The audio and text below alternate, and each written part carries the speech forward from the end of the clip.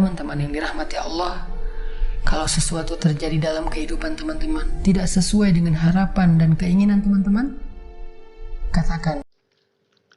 Buat teman-teman yang ingin mendengarkan kajian langsung dari Ustadz Hanan Attaqi, teman-teman bisa mengikuti cara ini. Pertama, ketika mengklik atau memutar videonya, maka teman-teman langsung klik deskripsi dari video ini.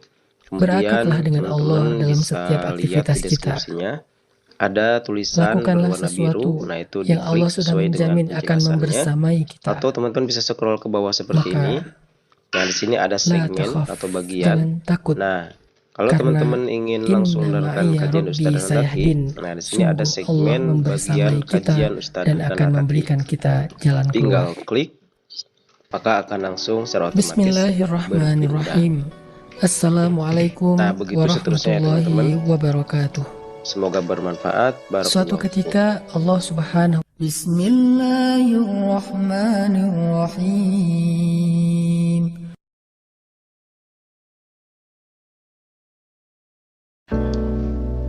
Bismillahirrahmanirrahim. Assalamualaikum warahmatullahi wabarakatuh. Sampurasun kasadayana pemahadamang. Bagaimana kabar teman-teman semuanya? Lama tidak menyapa ya teman-teman. Semoga dalam keadaan sehat walafiat dan selalu ada dalam naungan Allah Subhanahu wa taala. Baik teman-teman semuanya, pada kesempatan kali ini saya Kang Riha alhamdulillah mengucapkan puji dan syukur ya kepada Allah Subhanahu wa taala karena bisa menyapa teman-teman lagi ya dan bisa bersilaturahim dengan teman-teman kembali di channel Den Hijrah ini. Dan seperti biasa pada kesempatan kali ini channel Den Hijrah akan menyajikan sebuah video kajian singkat yang akan disampaikan oleh Ustadz Hanan Attaqi dengan judul Ketika Kenyataan Tidak Sesuai Harapan.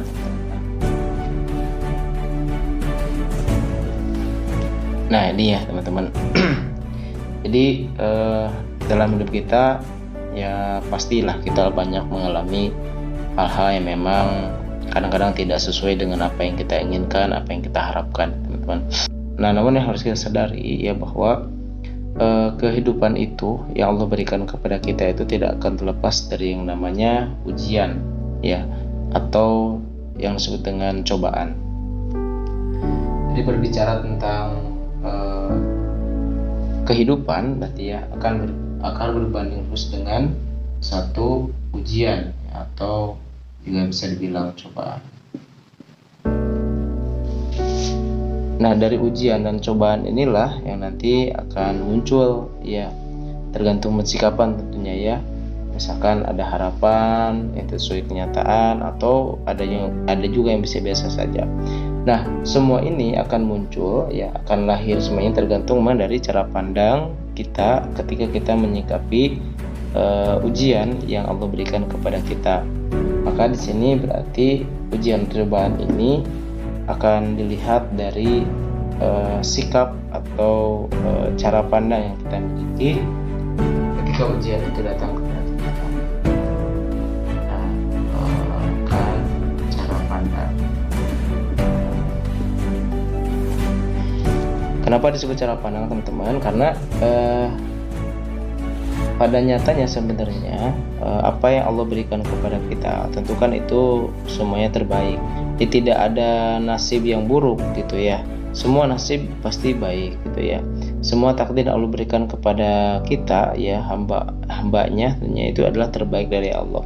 Nah cuman kadang-kadang ya kita merasa bahwa takdir itu buruk ya. Kenapa? Karena seolah-olah tidak sesuai dengan apa yang diinginkan oleh ego kita atau yang diinginkan oleh diri kita gitu ya. Makanya lahirlah gitu. Nah namun demikian ya itu cuma tidak disalahkan ya teman-teman selama sikapnya adalah menerima, selama sikapnya adalah ridho berarti ya. Di sisi lain kita punya misalkan keinginan, tetapi di sisi lain pula Allah punya keinginan. Maka kata Sayyidina Ali mengatakan aku bahagia ketika doaku diijabah oleh Allah, tetapi aku akan lebih bahagia ketika doaku tidak diijabah. Kenapa? Karena ketika doaku diijabah, Allah berarti apa? Mengabulkan apa yang jadi keinginanku. Tapi ketika tidak diijabah, maka Allah lebih tahu ya dari apa yang aku harapkan atau yang aku inginkan atau apa yang aku butuhkan, begitu ya teman-teman. Ya. Jadi kenapa Sayyidina Ali lebih senang yang kedua? Karena Sayyidina Ali lebih karena pilihan yang kedua adalah pilihan Allah, sedangkan pilihan yang pertama itu adalah ada campur tangan dari keinginan hawa nafsu, kayak gitu ya teman-teman. Oke. Nah, pada judul kali ini juga sama. Jadi akan membahas tentang sesuatu ya hubungan yang tidak direstui, tapi intinya begini teman-teman. Tapi pada intinya adalah bagaimana kita nanti bisa menerima ketika sesuatu yang terjadi kepada kita itu tidak sesuai dengan apa yang kita harapkan, tetapi kita bisa lapang dada.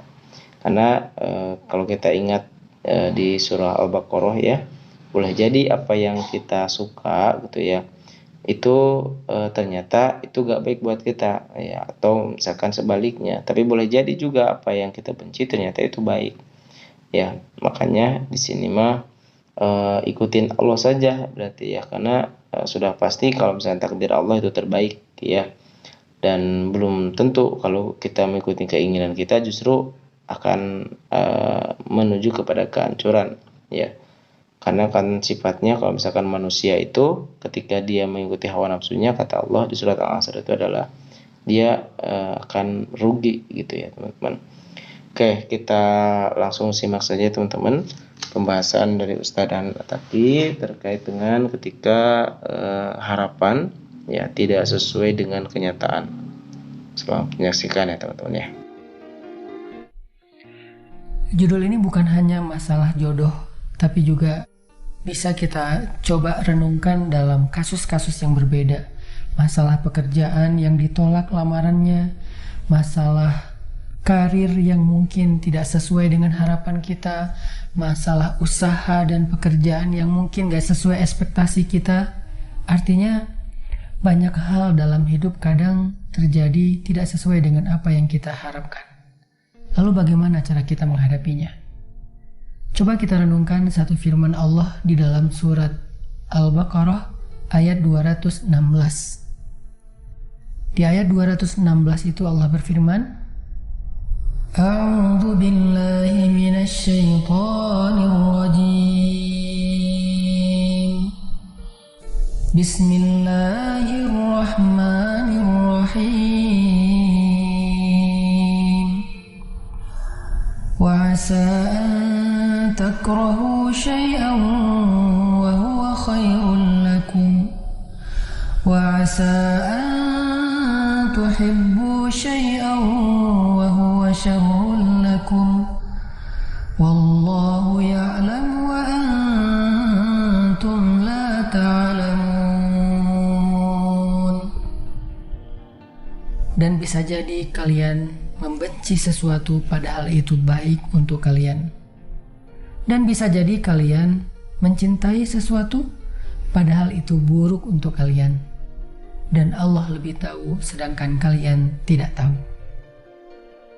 Itu adalah nasihat dari Allah langsung kepada kita yang merasa hubungan kita tidak direstui. Ketika kita melamar seorang perempuan ditolak oleh calon mertua kita. Ketika kita melamar satu pekerjaan ditolak oleh perusahaan. Ketika kita melakukan satu usaha bisnis, malah kita dirugikan, dizolimi oleh partner kita. Atau contoh-contoh lain dalam kehidupan kita sehari-hari. Maka Allah memberi nasihat kita, jangan khawatir. Jangan dulu kalian merasa bahwa hidup kalian sudah berakhir karena peristiwa itu. Janganlah kalian merasa bahwa kalian mendapatkan masalah besar. Janganlah kalian merasa bahwa ketika lamaran kalian ditolak berarti kalian tidak punya lagi perempuan untuk kalian nikahi yang lebih baik darinya. Ketika hubungan kalian tidak ada direstui, jangan sampai kalian buru-buru menyimpulkan seolah-olah kalian tidak punya jodoh yang layak lagi di dunia ini. Kenapa Allah memberi nasihat? Bisa jadi sesuatu yang kalian cintai itu adalah keburukan bagi kalian. Bisa jadi sesuatu yang kalian benci itu adalah kebaikan untuk kalian.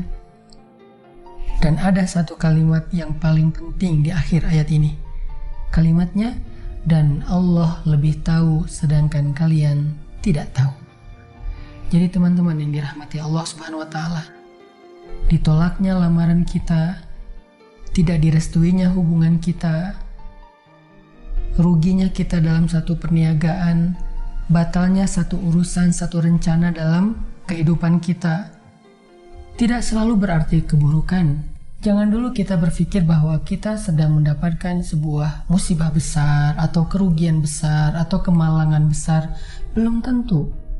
Karena apapun yang terjadi dalam kehidupan kita, terjadi dengan seizin Allah. Gak ada satupun daun yang jatuh dari pohon ke atas tanah kecuali dengan seizin Allah. Gak ada satu tetes air hujan pun yang jatuh ke atas tanah kecuali dengan seizin Allah. Semua yang terjadi dari timur dan barat, malam dan siang, semuanya terjadi dengan seizin Allah. Begitulah kehidupan kita. Sehingga kalau apa yang kita alami itu terjadi dengan seizin Allah, maka belajarlah percaya Allah lebih tahu dan kita nggak tahu. Allah lebih tahu apa yang terbaik untuk kita dan kita nggak tahu. Wallahu ya'lamu wa antum la ta'lamun. Belajar yakin, belajar ridho dan pasrah kepada Allah. Karena begitu kita merasa lebih tahu dari Allah, maka kita akan kecewa. Begitu kita merasa lebih tahu dari Allah, kita akan sedih. Begitu kita merasa lebih tahu dari Allah, kita akan putus asa. Begitu kita merasa lebih tahu dari Allah, kita akan katakan semua ini sudah berakhir. Sebaliknya, kalau kita merasa tidak tahu apa-apa, pasrah dengan kehendak Allah dan Allah lebih tahu yang terbaik untuk kita, maka itu akan melahirkan sifat ridho, menerima terhadap ketentuan Allah. Itu akan melahirkan rasa tenang. Ala bi dzikrillahi tatmainnul qulub. Bukankah ketika seseorang ingat Allah, bahwa semua ini adalah dengan kehendak Allah, maka hatinya menjadi tenang.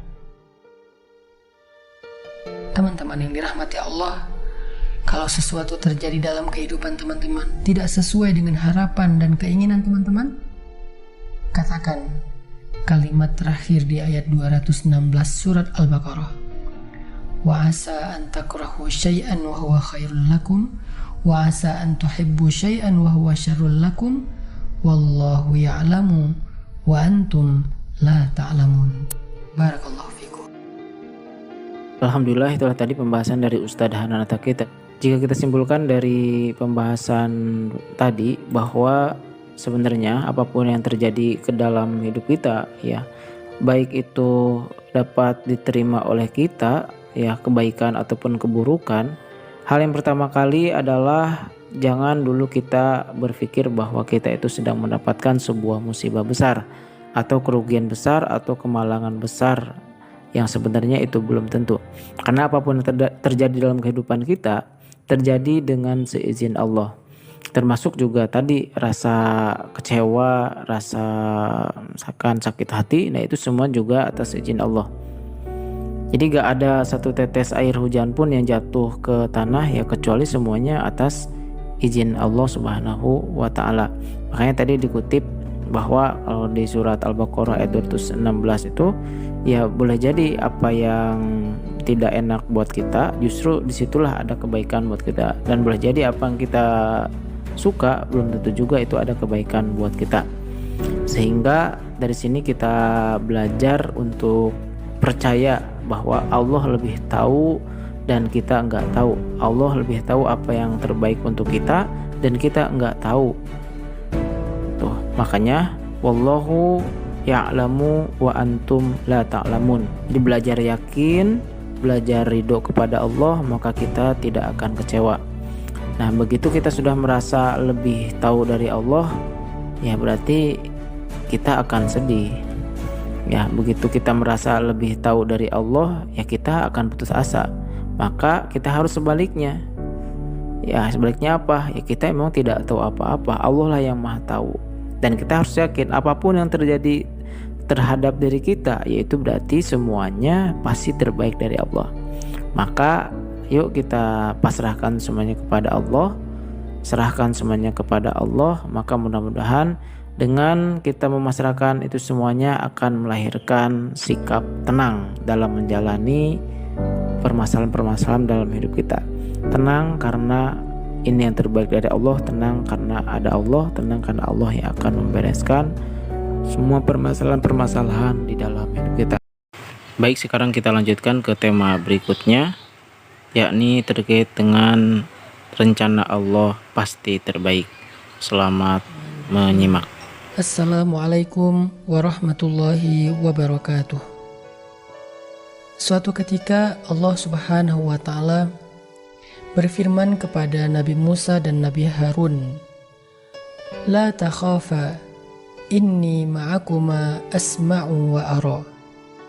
Janganlah kalian berdua takut wahai Musa dan Harun untuk menghadapi Fir'aun. Sesungguhnya aku bersama kalian berdua mendengar dan melihat. Inilah nasihat Allah kepada Musa dan Harun ketika Allah mengutus Musa dan Harun untuk berdakwah kepada Fir'aun yang kejam. Idhab ila Fir'aun innahu tagha. Pergilah dakwahi Fir'aun karena dia seorang laki-laki yang durhaka dan kejam. Maka setelah Allah Subhanahu wa ta'ala memberikan nasihat dalam bentuk sebuah jaminan supaya Nabi Musa dan Nabi Harun tidak usah khawatir dalam menghadapi Fir'aun, menghadapi kekejamannya, menghadapi kelicikan Haman, menghadapi tentara-tentaranya yang bengis, Allah mengatakan, "La takhafa." Jangan khawatir, jangan takut kalian berdua. Inni ma'akuma, aku bersama dengan kalian berdua. Kalimat ini adalah kalimat jaminan ketika Allah mengatakan inni ma'akuma, aku bersama dengan kalian. Ini semacam akad dari Allah. Sehingga siapapun yang mendapatkan akad ma'iyah, Allah membersamainya, maka selesai semua urusannya. Ketika Allah berakad dengan Nabi Musa dan Harun bahwa Allah akan menyertai mereka, Allah akan mendukung mereka, Allah akan menjaga, melindungi, memelihara mereka, Allah akan menyelamatkan mereka, maka itu adalah akad yang menjadi modal perjuangan Musa dan Harun. Seberat apapun ujiannya, sebesar apapun masalah yang akan dihadapi, selama sudah berakad dengan Allah, maka Allah Maha Besar. Seberat apapun masalah, maka Allah Maha Kuasa. Semenakutkan apapun ancamannya, maka Allah Maha Melindungi. Yang menjadi modal dari langkah-langkah perjuangan Musa itu adalah akad bahwa Allah membersamai mereka. Inni ma'akuma asma'u wa ara. Maka setelah itu Musa dan Harun pun berangkat dengan mengucapkan Bismillah untuk menghadapi Fir'aun. Satu demi satu ujian mereka lalui, satu demi satu tantangan mereka hadapi, satu demi satu kesulitan mereka lewati.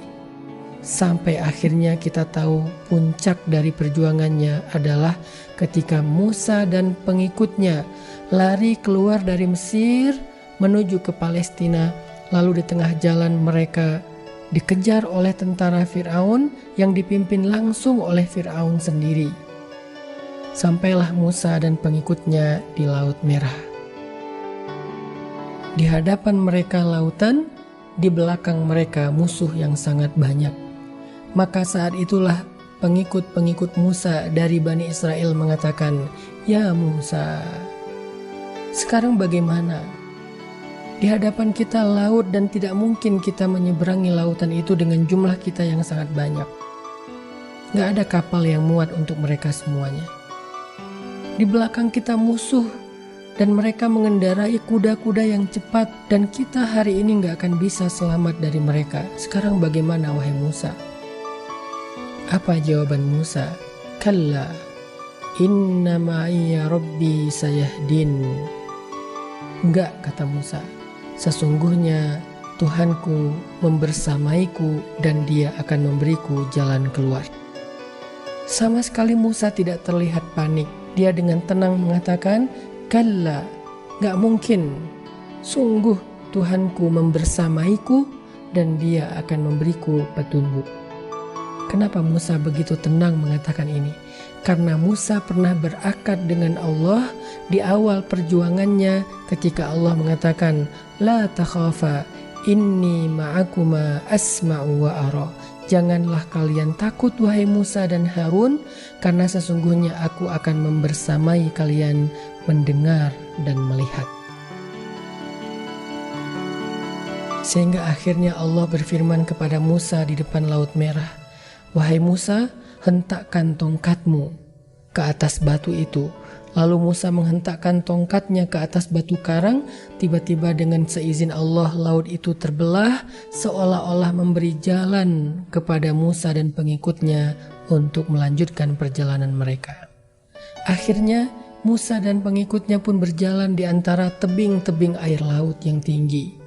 Inilah bukti bahwa Allah membersamai Musa dan pasti akan menunjukkan jalan keluar kepada Musa dari setiap masalahnya. Sahabat-sahabatku yang dirahmati Allah Subhanahu wa Ta'ala, berakatlah dengan Allah dalam setiap aktivitas kita. Lakukanlah sesuatu yang Allah sudah menjamin akan membersamai kita. Maka la takhaf, jangan takut, karena Inna ma'iya Rabbi sayahdin, sungguh Allah membersamai kita dan akan memberikan kita jalan keluar. Barakallahu fiikum. Semuanya itulah tadi sepenggal kisah tentang Nabi Musa ya dengan Harun yang saat itu diutus oleh Allah, diperintahkan oleh Allah untuk mendatangi Fir'aun, ya, seorang raja yang kejam, seorang raja yang betul-betul keterlaluan, melampaui batas, makanya disebut dengan togo ya teman-teman. Nah, beliau sampai Fir'aun itu sampai mengaku sebagai Tuhan tentunya ya. Nah, Nabi Musa diutus oleh Allah ya kepada Fir'aun ini. Nah, tentu secara jiwa manusiawi Nabi Musa ada rasa kekhawatiran. Nah, tetapi Allah mengatakan la takhaf ya. Ya, janganlah takut, aku akan senantiasa membersamai kalian. Nah, di sini ya teman-teman ada satu penggal tadi kalimat ya ditulis bahwa siapapun yang berakad dengan Allah ya, bahwa Allah akan senantiasa membersamainya, maka semua masalah kita akan selesai. Nah, termasuk juga terhadap Nabi Musa tadi ya, puncaknya kan ketika Nabi Musa itu berada di Laut Merah ya, di depan Laut Merah, dan semuanya khawatir karena di depannya adalah lautan, di belakangnya adalah ribuan pasukan Fir'aun. Ya, sehingga Bani Israel bertanya bagaimana ini gitu kan. Ya, celaka kita ya. Tetapi ya di sini ya dengan keyakinan yang penuh bahwa Allah akan membersamai Nabi Musa ini, ya janji Allah itu pasti gitu ya. Nabi Musa tetap tenang ya dengan mengatakan kalla inna ma'iya rabbi sayahdin. Ya. Tidak mungkin gitu, gak usah khawatir, usah takut ya. Sekali-kali tidak akan pernah kita celaka ya. Inna ma'iya rabbi sayahdin, karena Allah senantiasa membersamai kita. Gitu ya teman-teman. Nah, apa pelajaran penting yang bisa diambil dari sini? Berarti ya teman-teman, maka pastikan berarti setiap aktivitas kita ya, apapun yang akan kita tuju, apapun yang kita laksanakan, yakinlah bahwa Allah itu senantiasa bersama kita. Itu yang pertama, sehingga ketika kita melakukan segala sesuatu ya, seberat apapun itu ya, dengan melibatkan Allah, maka semua itu akan selesai ya teman-teman. Ya, tidak usah khawatir dengan suatu hal yang kita justru di luar jangkauan kita gitu ya. Maka yakinlah dengan apa yang telah Allah tetapkan ya, sungguhnya rencana Allah itu baik buat kita ya.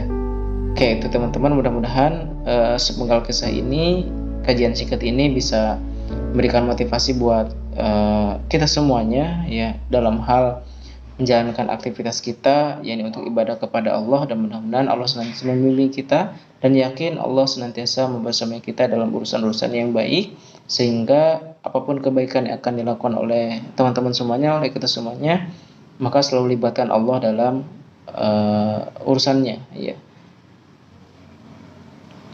Baik, itu saja yang bisa disampaikan. Terima kasih.